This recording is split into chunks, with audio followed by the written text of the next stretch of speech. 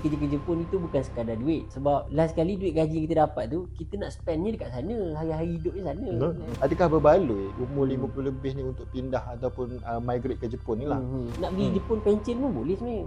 Jepun datang sini pencen pun ramai. Tak adalah semewah yang disangkakan. Sebab dia duk compare berbaloi pergi Singapura ke berbaloi pergi Jepun kan. Tu dia pernah stay lama, dia fall in love dengan something value dekat Jepun tu. Malaysia dah keluar data which is 2046 menuju negara tu. Cakap Jepun Podcast, sikit-sikit Jepun. Cakap Jepun Podcast, sikit-sikit Jepun. Anda sedang mendengar Cakap Jepun Podcast, sikit-sikit Jepun. Minasan, konnichiwa. Assalamualaikum warahmatullahi wabarakatuh. Dah bertemu lagi dalam CJ Podcast, sikit-sikit Jepun bersama saya Hakimi Subri. Saya Haris Ghazali. Dan hari ini kita nak bincang satu lagi topik. Bagi saya best juga lah cerita ni. Sebab kenapa? Sebab kita selalu buat live. Kita selalu buat live social media ni. Dan banyak persoalan dah. Persoalan yang paling utama diorang ni mesti tanya pasal gaji, pasal duit. Dia nak pergi kerja ke Jepun. Dia nak kerja kat Jepun. Tapi tanya duit. Tapi dia cakap macam sekarang ni tak berbaloi lah duit Jepun tax banyak lah, kena tolak banyak, cakap 30% kena tolak. Conversion rate sekarang 2.4, 2.5 lebih kurang macam tu kan. Berbaloi ke lagi nak pergi ke Jepun kan. Tambahan pula itu baru ni kan ada artikel tu yang dia cakap gaji IT engineer dekat lagi tinggi. Dekat Malaysia lagi tinggi daripada dekat Jepun. Adakah itu benar? Ataupun sekadar mitos saja. So hari ni kita nak bincangkan sikit kan. Berkenaan dengan berbaloi ke tak berbaloi sebenarnya nak kerja dekat Jepun ni kan. Pendapat tuan sebagai seorang yang pernah bekerja dekat Jepun Dia ada dua lah saya rasa keadaan dia. Satu, kalau kita ni muda, pergi kerja ke Jepun itu bukan sekadar duit. Sebab last kali duit gaji kita dapat tu, kita nak spendnya dekat sana, hari-hari hidup di sana. Nak makan sana, travel kat sana. Kecuali kadang-kadang nak balik Malaysia. Saya tak rasa dia akan rasa beza sangat bila pendapatannya dekat situ dan hidup kat situ kan. Itu kalau orang muda lah. Tapi kalau yang dah berkejaya, kenalah make sure kita ada certain level yang macam gaji tu biarlah kena dengan pengalaman. Sebab takut kadang-kadang ada juga yang kontak kita umur dah 50, 60. Dia bukan tak possible lah. Dia ada satu account TikTok lah yang tak tahu dekat feed tuan keluar ke tidak. Dia ada satu nama New Roots in Japan. New Roots in Japan. Tak silap saya, anak dia dah besar. So umur dia dah 50 something. Okay. So dia sekarang ni dah berhijrah satu family ke Jepun. Dia ni orang Malaysia. Orang Malaysia. Oh ya. Yang kerja tak salah saya engineer dekat Japan. Which is mula-mula dia saya tengoklah dia punya perjalanan kan. Dia macam nak try challenge, new challenge lah. Jadi cuma masalahnya is bila anak dia dah besar nak masuk sekolah kat sana kan. Dia akan start daripada kosong lah sebab ada seorang anak dia tu nak bidang berkaitan dengan medik ke macam mana, medik so dia nak kena belajar balik daripada kosong. Which is bagi dia itu benda satu challenging lah. Tapi nak kata adakah berbaloi umur 50 lebih ni untuk pindah ataupun migrate ke Jepun ni lah. So dia satu perkongsian yang sangat menarik sebenarnya sebab dia satu point of view yang berbeza. Sebab kalau katakan kalau 50-an ni dah fikir nak pencen sebenarnya. Betul. Kalau rasa tak ada rasa nak pencen sangat, nak pergi Jepun pencen pun boleh sebenarnya. Jepun datang sini pencen pun ramai. Tapi dia menyeru semangat senpai saya punya buku lah tuan. Jinsei Iro Hito Sore-Sore kan. Lain orang. Jinsei Iro tu apa tu? Jinsei Iro ni manusia ni macam-macam lah. Dia macam-macam lain rupa. Orang lain ni kan. Lain ni. Jinsei Iro Hito Sore-Sore. Lain orang lain dia punya needs dia, keperluan dia, keutamaan dia kan. So dia ada orang cakap setiap orang tu dia tak sama lah. Tak sama kan. So mungkin bagi mereka nak migrate ke Jepun ni bukan sebab kewangan. Dia bukan totally 100% sebab kewangan. Betul. Dia contoh ada itu saya borak. Sekarang kan musim haji kan. Ada geng-geng kawan-kawan saya baru tahu dulu dia sama-sama meniaga kat Malaysia lah. Rupanya dah pindah Madinah. Orang saya kata, dah lama dah. Dia kata, lama dah Riz. Dia dah pindah dekat setahun lebih. Patut saya dah tak jumpa dia dekat Q Bistro. Selalu memang jumpa kan dekat kedai mamak tu kat rumah kan. Dia dah tak ada setahun lebih. Baru saya perasan je lah. Bila saya borak dengan kawan saya seorang ni, dia kata dia dah pindah Madinah punya. So kenapa dia pergi Madinah? Adakah Madinah lebih banyak duit? So again dia jinsir iro-iro, kita sore-sore. Dia ada value lah yang cari ni kan. Dia apa kalau value yang dia nak lah sebenarnya. Betul. Kan? Dia value ni bukan value sekadar duit semata-mata lah. Kalau sebab mungkin kata kalau currency Malaysia tengah kuat, so Jepun tengah jatuh teruk kan. Cuma kalau di-convertkan mungkin gaji tak adalah semewah yang disangkakan. Sebab dia duk compare berbaloi pergi Singapura ke berbaloi pergi Japan kan. Dia dua ada lebih dan kurangnya lah. Mungkin kalau lebih dari segi kewangan, tapi dari segi mental, fizikal dia burn out saya rasa sama juga. kita kan ada seorang student cakap Jepun yang dia student cakap Jepun ni, dia join kita punya intensive course untuk fly ke Jepun. Tapi sekarang ni dia orang Johor. Dia bekerja dekat Singapura sekarang. Tapi dia join our program untuk sambung bekerja ke Jepun. Saya tanya, Singapura okey apa? Dah Sing dollar semua kan. Dia kata dia dah pergi melancong ke Jepun berapa kali. Lepas tu dia dah lepas dia pergi beberapa kali tu dia pernah stay lama sampai sebulan 2 bulan. Dia fall in love dengan something value dekat Jepun tu. So dia nak try kerja kat sana. Sebab tu dia masuk program. So saya rasa macam itulah dia kadang-kadang kerja ni kita jangan tengok duit je. Betul. Kalau tengok duit je then kita boleh patah lah. Kita kena tengok banyak lagi angle. Sebab dulu orang kata Singapura mewah apa semua, nak kerja Singapura mewah. So bila sekarang ni currency Malaysia menguat kan, dia orang mula mengeluh sebab macam dia punya bukan apa, sebab dia orang bekerja di Singapura tapi perbelanjaan tu digunakan dekat Malaysia. So bila currency tu jatuh, contoh lah, sebelum ni dia orang boleh hilang dekat RM1,000. Betul. Which is sangat sakit sebenarnya. Tapi berbanding kalau dekat Japan, kita bekerja dekat Japan, duduk dekat Japan, bukan duduk dekat Malaysia. So perbelanjaan tu semua dekat Japan. Betul. Usekan maksudnya utilisekan gaji tu semua di Japan lah. Nak kata mungkin one of the point lagi orang kata, Jepun tax mahal kan. So orang boleh up to 30% tax lah dengan apa nama ada benda baru sekarang tu EPF. EPF. Dia macam EPF lah. Tak boleh buat keluar sebelum umur 60 sekarang. Tak boleh buat keluar. Dia macam in terms of certain cases dia akan, saya rasa Malaysia pun ke arah tu juga. Sebab Malaysia pun dah macam cakap apa dia sebenarnya Malaysia dah keluar data which is 2046 menuju negara tua.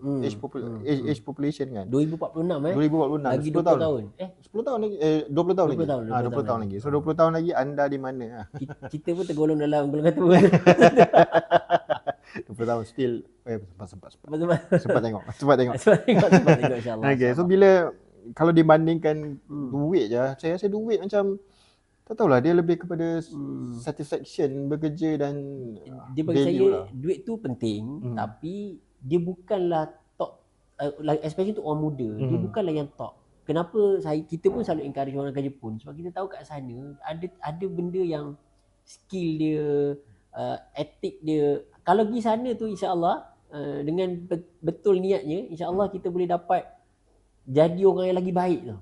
Balik nanti insya-Allah gaji ni dia sebenarnya dia panggil apa? Dia ikut value kita. Kalau value kita tu power kita bagus semua kan. InsyaAllah lah rezeki tu datang.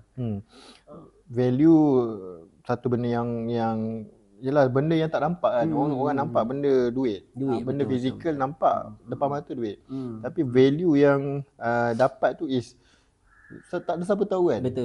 So kalau ramai-ramai duduk ramai-ramai kita boleh nampak yang ada duit yang tak ada duit. Tapi yang kalau duduk ramai-ramai seorang senyap, semua senyap kan.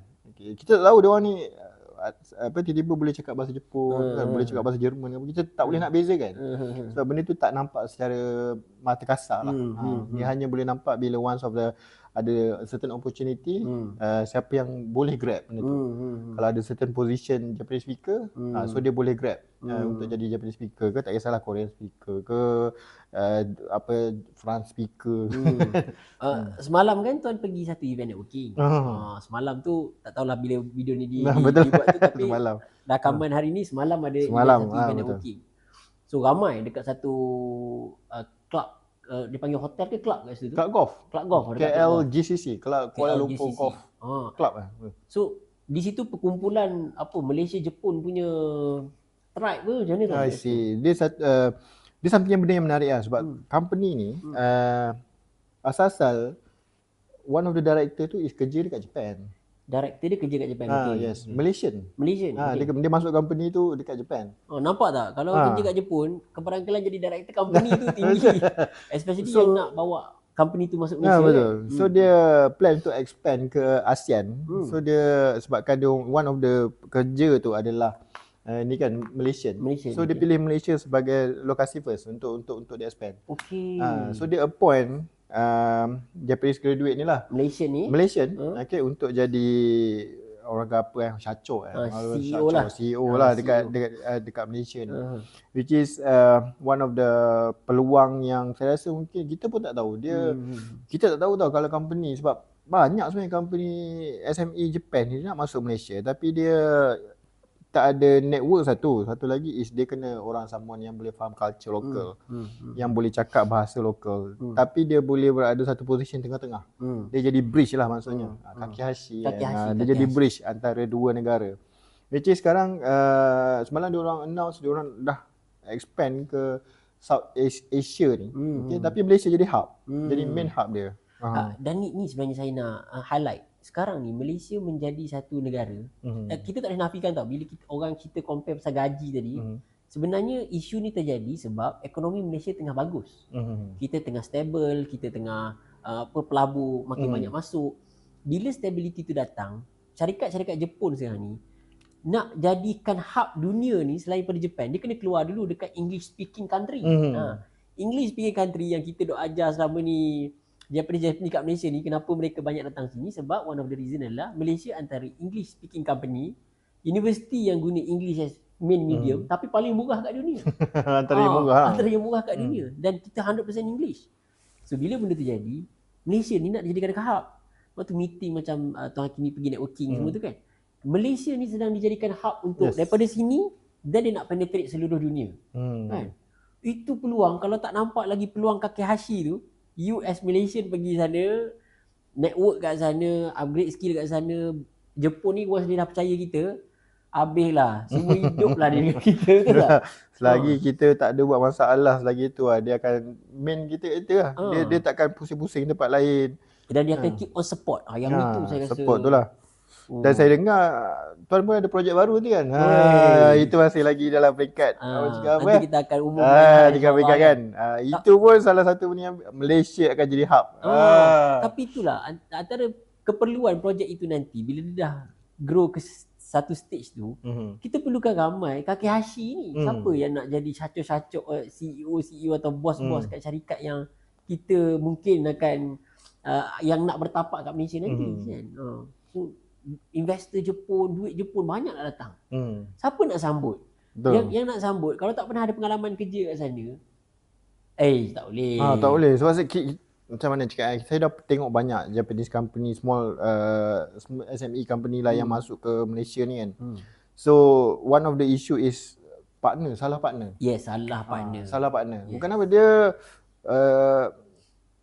cakap apa mudah, orang cakap apa dia ada orang yang bermulut manis ni kan. Mulut manis ni. Kadang-kadang kita benda yang tak logik. Macam sebelum ni kan yang kita tengok ada satu Japanese company yang buat wagashi kan. Wagashi ni is sweet Jepun lah. Cantik sweet tu. Sebab dia perlukan skill yang sangat tinggi lah untuk ukir dekat atas dessert tu. Okay? Ini bukan kedai kuih berjalan tu tau. Bukan. High end punya kuih lah. Tapi bila saya pelik, kenapa di advise buka kedai dekat situ yang menghadap ke bangunan entah apa-apa, laluan kereta pun tak ada, visibility zero. Kenapa Jepun pun jangan lalu? Jepun pun tak ada kat situ. Kenapa kat situ? Betul. Banyak saya jumpa dia nak buka kedai, tapi masuk dekat dalam mall, kedai dia tu kena masuk dalam. Ada tempat playground apa benda belah dalam tu, dekat situ sikit je kedai dia. Dia plan nak jual kat Shopee kot kan. Tak tahulah tak kalau nak jual kat Shopee. Tapi set up kedai semua okey, cantik kan. Cantik, cuma barang dia, tanyalah baju dia harga ribu-ribu. Benda tu tak cakap apa, bukan situ tempatnya. Itulah. Bukan situ tempatnya. Advice tu, kalau tak ada orang yang boleh, yang jujur lah kan, yang boleh faham market dan boleh advice benda yang betul. Ada yang jadi nak datang, okey kita nak buka restoran kan. Okey nak buka restoran, entah mana-mana shop lot dia pergi, entah mana-mana mall yang entah nak hidup tak hidup pergi. So macam perlukan someone yang boleh faham culture dan ada orang cakap apa ya, kejujuran lah kan untuk buat tu. Malaysia ni nak tak nak 60% of population kita orang Melayu.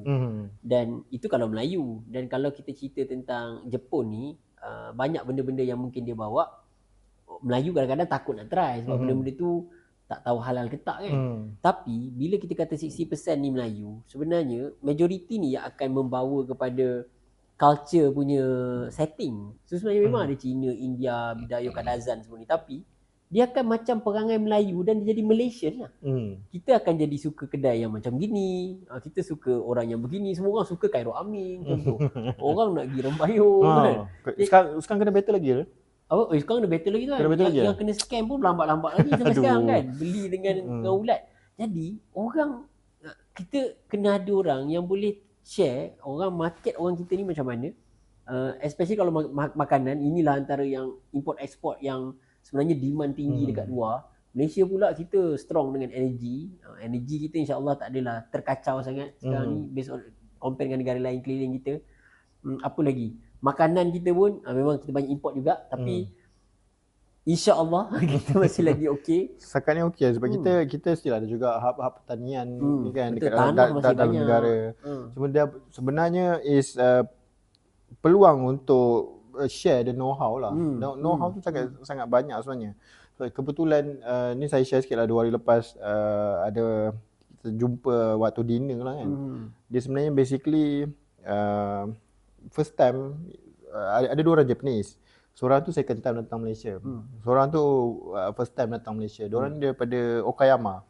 Okayama Prefecture lah, which is dekat kampung lah ya. So dan seorang lelaki seorang perempuan lah, mungkin orang couple kot. So yang perempuan ni dia cakap dia rasa dia nak keluar dari Japan. Dia nak keluar dari Japan tapi dia tak tahu nak pergi mana. So dia cakap dah travel banyak negara. So far dia cakap dia rasa different datang Malaysia. Dan dia kerja, sebelum ni dia kerja sebagai nurse. Dekat Japan. Dekat Japan nurse. Lepas tu saya cakap dia kan, kalau nursing ni, know-how nursing ni bawa kat Malaysia macam mana kan? Cakap okey. Dia boleh jadi cikgu. Dia boleh jadi cikgu, dia boleh buat center apa semua. So saya cakap dia alang-alang kalau why not know-how yang ada dekat Japan tu bawa ke Malaysia. Kalau betul dia nak buat some sort of macam business kat Malaysia kan. Dia kita boleh orang cakap apa attachkan dengan orang yang betul lah. Peluang untuk diorang ni explore market Malaysia ni dengan betul. Dan kita pun boleh bangunkan orang-orang kita juga. Betul. Intentionnya is sebab persediaan lah. Mungkin persediaan kata tadi 2046 negara tua Malaysia kan. Sekarang ni sebenarnya dah kena start sebenarnya untuk pembangunan modal insan kan. Human capital tu is something yang rasa kena start sekarang. Betul. Dia saya memandang Malaysia ni tuan. Okay, katalah sekarang ni Jepun dah aging population. Malaysia 2046 aging population. Okey. Sekarang bila tengok aging population, sebenarnya one of the reason orang Jepun tak nak duduk Jepun bila dia start aging. Kenapa? Sebab banyak tempat semua foreigner yang kerja. Dia dah tak rasa Malaysian lah, dia tak rasa Japan lah. Lepas tu orang tua dia ramai menyebabkan tax dia semua kena naik. Itu pun isu kat tax Japan juga. So orang-orang yang nak kata muda dan juga sampai middle ni semua nak keluar. Yang saya nampak sekarang kat Japan lah. Dia menyebabkan Jepun akan berlumba-lumba membuka syarikat perniagaan atau peluang-peluang kerja ni banyak kat luar. Cuma dia kena start dekat Japan juga, kalau tak nanti dia jam lah kan. So di sini dia kata kalau Malaysia, Jepun pilih Malaysia sebab saya tengok Malaysia ni, kita ni ada satu setting Taminzoku Taminzoku ni multiracial. So sebenarnya mana-mana negara datang Malaysia pun insya-Allah lah dia happy sebab kita tak ada setting yang macam ni Melayu, tak ada. Dia ini Cina, ini dia bangsa-bangsa kan. Betul, Kalau Jepun dia bangsa Jepun. Betul. Kalau Cina betul, China. Kalau India. Malaysia ni dia macam ini senang nak duduk. Malaysia is Malaysia kan. Cuma bayangkan, tapi bayangkan 2046 Malaysia tiba-tiba jadi aging population dan mungkin kita menghadapi masalah sama macam Jepun. Orang muda dah tak nak duduk negara kita. Kita nak pergi mana? Negara mana yang macam Malaysia? Macam Malaysia. Yang lebih baik daripada Malaysia. Nak kata negara jiran, satu sebab bahasa lah kan.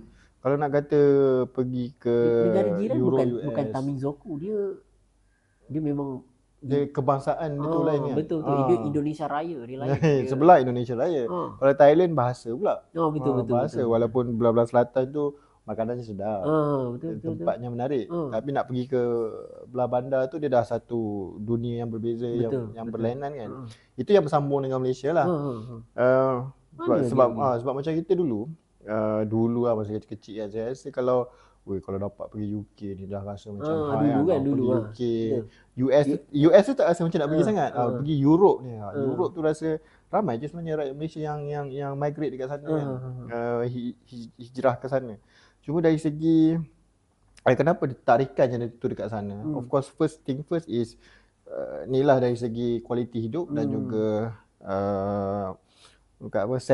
value yang boleh dapat lah masa dia orang duduk kat sana. Dan benda-benda tu semua mungkin nampak dia dah shift banyak daripada Europe ataupun daripada UK ni, dah pergi banyak ke negara-negara Asia dan especially Malaysia lah. Betul. So kita dah jadi satu tarikan yang berbeza.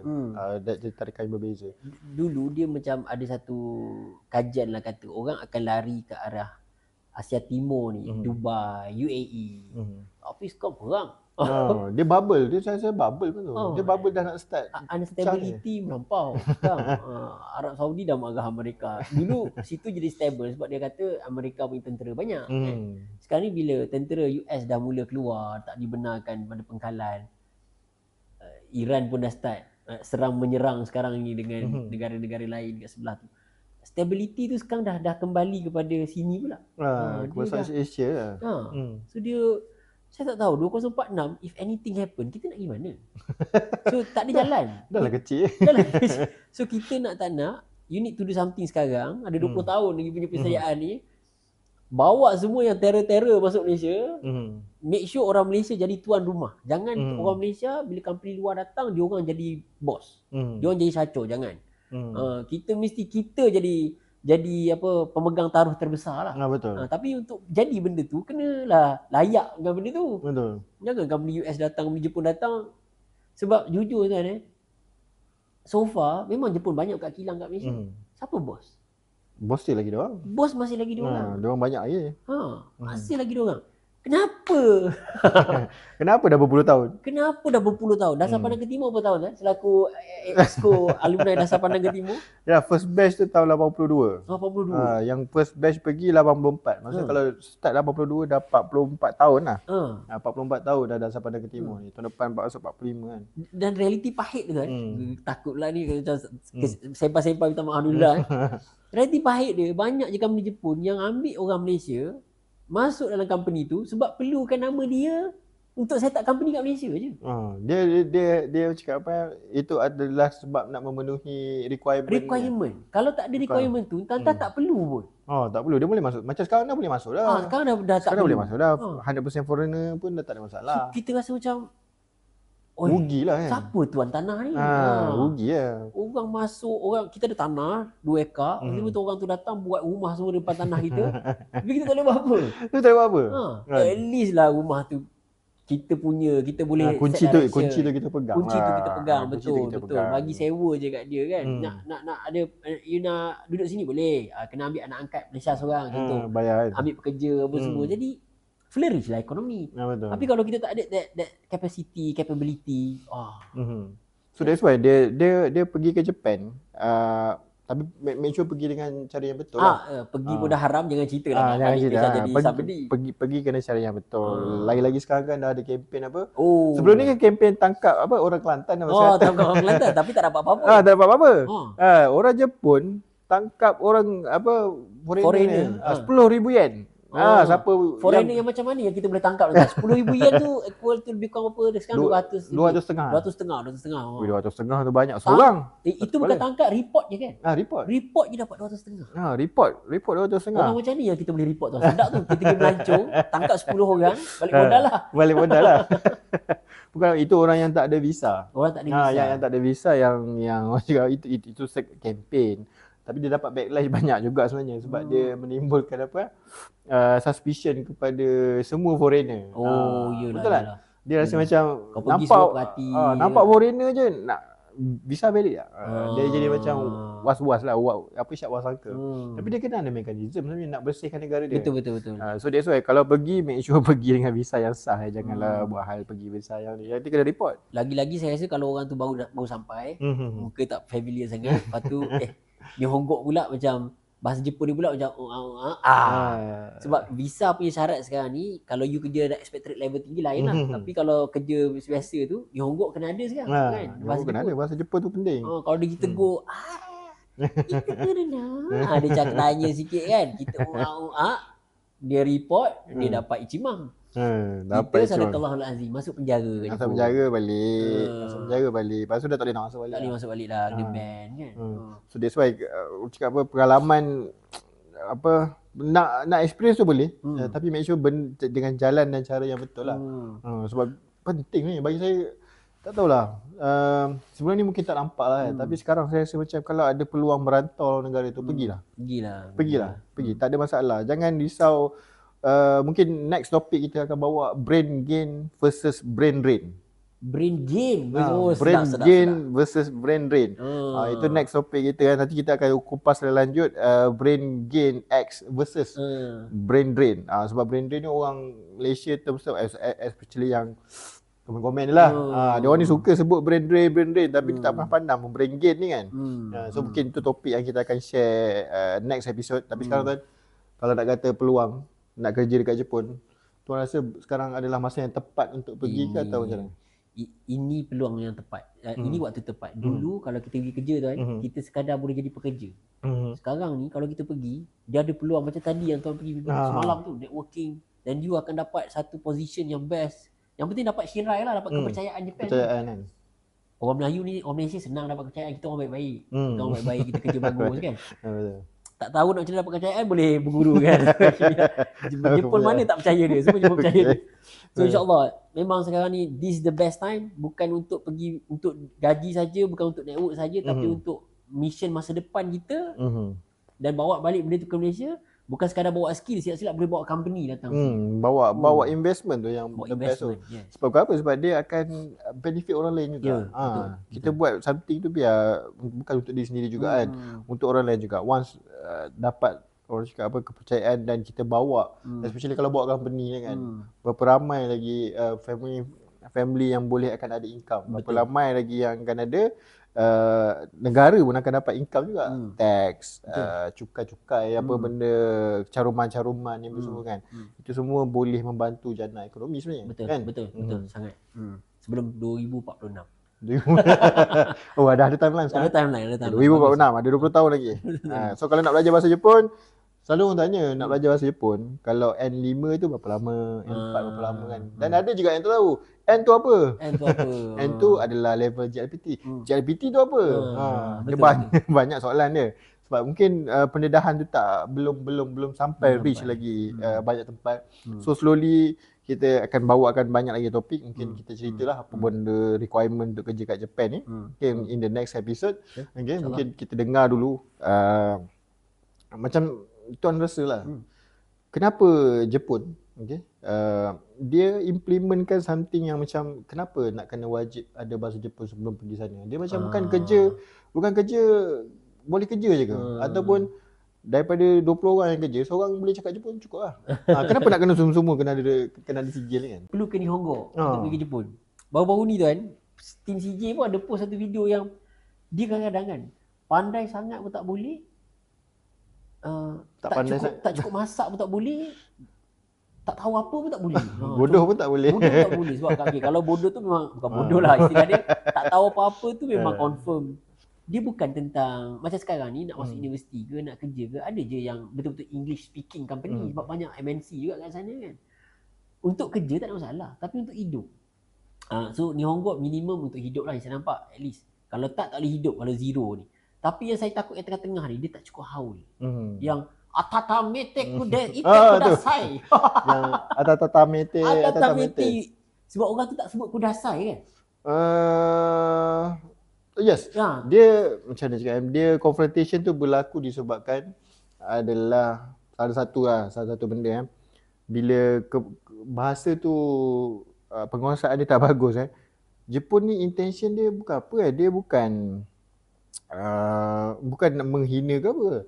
Tapi dia macam ada masa dia ira-ira suruh dia macam speak properly lah kalau macam kita kan. Orang cakap bahasa Melayu tak apa nak betul kan. Kadang kita geram juga kan. Apa benda cakap ni kan. So disebabkan oleh member nak tanya nak reheat balik ke kan. Nak hitting balik ke. Tapi bila orang cakap apa tak tahulah dia ada satu side yang saya rasa macam kelakar kan. Sebab tu kenapa servis sehabis Gyo ni kan. Maksudnya industri servis industri kat Japan ni dia masa zaman-zaman saya dululah memang takkan ada foreigner boleh buat. Sebab benda-benda macam ni lah. Betul. Benda-benda macam ni. Risiko kefahaman budaya, penguasaan bahasa dan juga dari segi expectation, nak meet the expectation orang Jepun yang dah pelanggan tu lah. So dia macam tapi sebenarnya dia on the other side saya kesian jugalah kepada yang pekerja tu. Pekerja tu. Takut ada yang tak tengok video tu kan. Dia situasi dia sekarang ni pekerja dekat convenience store tu foreigner. Yang pembeli dia ni orang Jepun. Jadi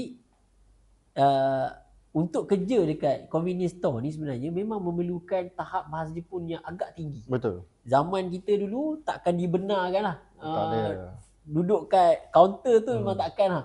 Kalau ada duduk kat kaunter kira macam wah ini dewa lah. Ini dewa. Ini level dewa macam lah. Tapi lately ni dah makin banyak foreigner yang berada dekat kaunter. Sebab isu kekurangan lah. Isu kekurangan pekerja lah. Okay. Tapi baru-baru ni viral satu video. Salah faham berlaku dekat kedai convenience store ni sampai bertumbuk kan. Dia bergaduh mulut satu lagi is dia tak sampai level bertumbuk cuma maksudnya dia macam ada satu adegan membaling ni pun juga kan. Dia macam tak puas hati lah. Dia hentak meja kan. Which is dia terima backlash yang sangat banyak jugalah dekat Japan kan. Jadi macam tuan rasa sebenarnya siapa yang harus dipersalahkan dalam hal ni? Itulah sebenarnya dia dua-dua punya saya kata tadi. Yang laki yang foreigner yang jaga tu dia belajar bahasa Jepun. Kau tak duduk depan tu kan.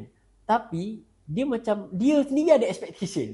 Patutnya atatamete kudasai dia kata macam sungguh. Cakap elok-elok boleh tak? Cakap kat Japanese tu kan. Boleh cakap elok-elok tak? Macam aku tak pandai Nihongo. Macam tu lah lebih kurang. Mamat tu pula macam kau ni macam tak pandai Nihongo lah. So dia ada dua POV yang last sekali dia bertembung. Dia bertembung tu yang mengentak meja tu.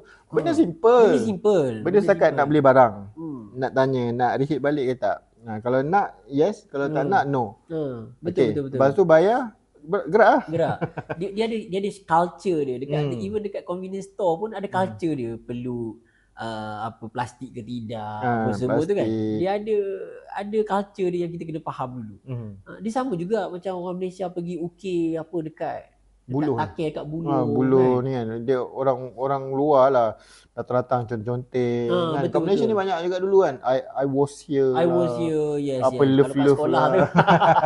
I was here. Lepas tu apa lagi? Yang kes parking kereta Malaysia juga pelancong yang pergi parking kereta di antara parking-parking yang orang Jepun ni kalau bukan petak dia takkan parking. Betul. Tapi kita ni kalau shopping mall penuh pun kita cari mana-mana tempat yang tepi dinding lah. Tepi dinding ni tak kacau orang ni kan. Kita parking.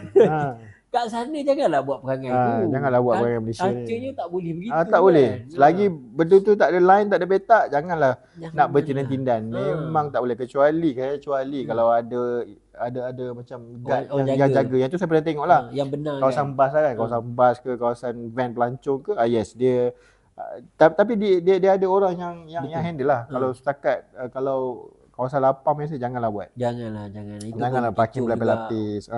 Dia itulah again mungkin yang pergi melancong ke Jepun ni mestilah minat Jepun. Takkan tak faham culture. Pergi pun kenapa pergi Jepun? Saya suka culture Jepun. Kau suka culture. So tak mungkinlah dia tidak ada common sense itu kan. Tapi ada kadang-kadang kita terlepas pandang. Sebenarnya one of the reason sebab tak faham bahasa. Kan orang Malaysia kan saya kata ni tak faham bahasa. Tak faham bahasa. Kenapa istilah kita guna tak faham bahasa? Sebab sebenarnya bahasa itulah penyebab kita akan faham culture. Bahasa jiwa bangsa. Nak memahami jiwa bangsa tu, jiwa bangsa ni sebenarnya culture. Betul. Orang tua-tua dulu sangat faham benda tu. Betul. You don't understand the language, you don't understand the culture kan. Budak ni tak faham bahasa ni. Betul. Lepas tu perangai macam tu. Kenapa pula perangai kurang ajar dikaitkan dengan tak faham bahasa? Sebab dia relatable. Sebab dia memang berada seperti mana itulah bahasa jiwa bangsa kan. Okey, bahasa ni sebenarnya adalah jiwa kepada bangsa. Betul. Jiwa kepada bangsa ni adalah culture bangsa tu lah. Betul. Jiwa bahasa Arab dia punya. Arab kasar. Dia kasar sebab tu Al-Quran datang tiba-tiba dia jadi macam Al-Quran tu sangat lembut. Dia bahasa Arab tapi lembut. Semua orang Arab macam ini tak mungkin manusia buat. Sebab dia punya tahap kasyaf bahasa tu terus boleh tahu ini datang daripada Tuhan ke datang daripada orang. Betul? Bahasa tu sampai tahap tu tau. Bahasa Tuhan lain, bahasa kita lain walaupun menggunakan language yang sama tapi susun kata lain. Kalau tiba-tiba keluar apa? Jangan. Saya tiba nak cerita pasal MB apa saya tu, pula. Pasal MB saya yang viral baru-baru ni. MD? Bukan MB, sorry. Saya punya kecoh pula tapi cerita lah baru-baru ni kan kecoh saya orang pasir putih. Baru-baru ni kecoh saya punya YB pasir putih buat ceramah. Okey. Tentang apa sahabat-sahabat Nabi betul kan. Benda yang nak sampaikan tu kita faham. Tapi again penggunaan bahasa. Bila dikatakan apa? Ini bapok pacu, bapok ceti. Kita faham maksud yang nak disampaikan. Tapi bahasa tu lah. Bahasa kefahaman orang lain tu lah. Bila bahasa tu lagi-lagi contoh tuan kalau mungkin dekat Kelantan ni orang anggap benda tu bapok ceti, maksudnya dia adalah ceti tegar macam tu. Tapi kalau orang luar dengar mungkin dia macam bapok ceti ni sebesar-besar ceti paling kejam. Muka dah ada patu, ada pecah-pecah. dia nampak macam tu bapok tu kan. So dia itulah bila guna bahasa sampaikan macam tu, dan kadang-kadang bahasa ni akan menyebabkan pemikiran rakyat itu dicorakkan. Sebab tu kadang-kadang kena dengar benda baik-baik lah. Dia perbezaan bahasa. That's why dari segi pemahaman budaya tu sangat penting. So that's why kalau contohlah kalau yang ni kan yang berbalik kepada apa yang kita bincangkan berkenaan dengan kerja kan. So nak kerja dekat Jepun ni pun culture tu yang harus utamakan, kena belajar, kena make sure jangan ada salah faham. Salah faham ni benda yang dia tak semestinya berlaku disebabkan percakapan. Macam tadi atata ni kan. Tapi benda yang common sense, buang sampah, tak masuk tong sampah ke, tak asingkan sampah kan. Jangan maki customer. Jangan tak meja. Jangan mendekat-dekat. Dia kadang-kadang culture ni dia datang dengan bila kita cerita pasal komunikasi punya teori kan. Bila cerita pasal teori komunikasi, 75% daripada komunikasi ni sebenarnya body language. So bila kita cerita pasal bahasa budaya ni, body language tu sendiri kita dah tahu dia orang mana. Dan dia fit ke tak dengan culture kan. Kalau tengok orang Melayu dia jalan macam tu. Ni macam tu. Kalau tengok orang Jepun dia macam tu. So dia macam bila kita cerita pasal ni pengalaman saya juga kan. Jonggok saya tak setera Hakimi Sensei. Hakimi Sensei memang kasar lain lah. Tapi yang penting kita jaga body language. Especially waktu meeting kan. Jaga yang tu akan dapat juga kepercayaan. Akan dapat juga kepercayaan tu satu, akan dapat macam-macam benda juga. Sebab seolah-olah kita sedang bercakap dengan dia macam ni, message tu macam sampai walaupun mungkin bahasa yang saya gunakan atau terjemahan yang saya gunakan tu tak pernah tepat. Tapi dia ada adab dia ada santun dia. Yang tu saya rasa kalau nak kerja kat Jepun ni penting lah part itu. Kena blend in sikit lah. Jadi so that's why buat mereka yang nak apa cakap nak cari peluang bekerja kat Jepun dan juga yang memang berhasrat berminat nak kerja dekat Jepun ni, please make sure first thing first, lain daripada bahasa, kena ada cultural understanding juga. Benda tu sangat-sangat penting lah. So selain daripada cultural understanding juga, of course yang penting kena ada bahasa dah. Cultural understanding dah. Okay. Yang ketiga ada attitude lah. Attitude tu penting. Attitude tu sangat penting sebab kadang orang Jepun ni dia kaki judge juga. Betul. Dia kaki judge. So dia akan judge attitude dulu berbanding apa-apa kan. Betul. Yang tu kan banyak kalau kita kat Threads orang duk komen, best ke kerja kat Jepun ni? Ada dua lah biasa dia orang akan cakap. Oh sini kerja keras, toxic. Ada satu video tu pun ada junior kita juga tu lah sebenarnya, baru kerja kat Japan kan. Dia cerita pasal OT. Oh penat OT. Apa masuk kerja pukul 9, patut habis pukul 6 tapi tak logik lah balik pukul 6, balik pukul 10, 11. OT tu dah jadi macam culture kat sana sikit kan. Tapi bagi saya, satu kalau OT dia bayar, layan saja. Lain-lain kau muda, kau balik kau nak buat apa. Dan sebenarnya orang akan cerita pasal working toxic lah. Toxic. Especially saya rasa dalam bidang engineering ni dia lebih dia more tu macam kena siapkan projek kan. Kalau kita terbaca dalam track sebelum tengok orang-orang banking pun cerita benda lebih kurang sama. Tapi eventually orang-orang ni sebenarnya bila dia dah tua sikit, mereka akan mencapai satu hidup yang jauh lebih baik daripada kawan-kawan yang relax pada awal. Tu yang saya macam, boleh tak masa muda-muda ni kita jangan complain sangat, tapi kau you work to learn. Banyak sikit. So kalau lagi banyak masa kita dekat sana, lagi banyak benda kita boleh belajar. Kan kita ingat kita trade masa dengan duit je kan. Tu yang saya rasa itulah nak cakap. Duit bukan segalanya. Tapi itulah Gen Z sekarang mungkin lain sikit pemikiran dia kan. Okay, kena tanyalah pendapat Gen Z yang kalau ada komen ataupun ada pandangan anda boleh tuliskan di ruangan komen. Okay. Alright. Boleh ya? So mungkin next title kita adalah Brain Gain versus Brain Drain. Brain Drain. Okay. So saya ucapkan terima kasih kepada semua yang menonton sesi kita pada minggu ini. So kalau anda ada apa-apa soalan, please make sure tulis di ruangan komen. Okay. Jangan lupa subscribe, follow, share kita punya podcast. Okay. Especially kepada mereka yang berminat nak tahu pasal Jepun. Sebab kita punya podcast cakap Jepun, sikit-sikit Jepun. Okay, jumpa anda lagi. Mata air masuk. Cakap Jepun. Yosh. Sikit Jepun. Cakap Jepun Podcast sikit-sikit Jepun. Cakap Jepun Podcast sikit-sikit Jepun.